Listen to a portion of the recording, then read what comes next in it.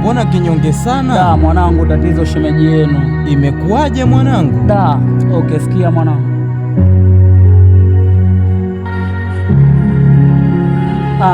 Nakumbuka siku ya kwanza namwona, jua alivaa beli chini bwanga la kushona, nikamwomba namba kanipa bila kugoma, kwa uzuri wake kama Tanasha Dona, nikasave namba yake nikiamini kwake nitapona, bila kujua tabia zake sikuweza hata kumsoma. Baada ya siku chache kawa mke wangu wa ndoa, moyo wangu ulinasa kwake sikuweza hata kumtoa.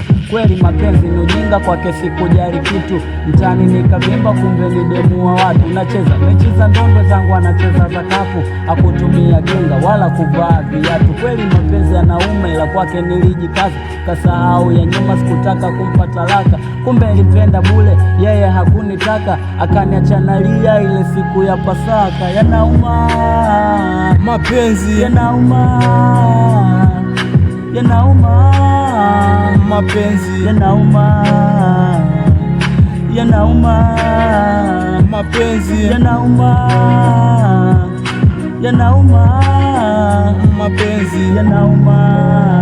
Da, zilipita siku chache baada matukio yote, sikarudi nyumbani tena tuwe wote, kwa msamani kamsamehe tuishi wote, kwa kuwa nilimpenda sikuwa za chochote. Zilipita wiki mbili baada kuninyenyeke, akaanza tena visa ndani kunifanya nyumbani usiku alali, ananikimbia anakesha baa utamu anapati, na za kwangu alikosa kipi? Kwa nini akanichiti? Lipa mapenzi ya kweli akanifanya shabiki, akanisaliti wakanikakosa siti, kaniacha na ukimwi kazima ndoto ya mziki. Sitaki tena mapenzi, nitabaki kwa shabiki, maana mapenzi ya wezi bora nipende mziki. Mapenzi yanaumiza du, si ya misi, we penda penda takuja kukufilisi.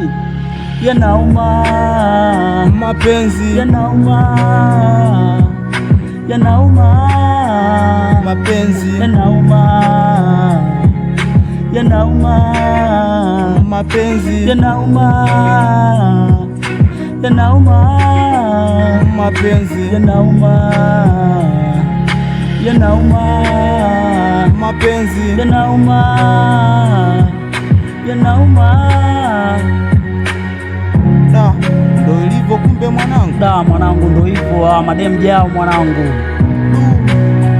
Thank you magic, ni mokatizi again.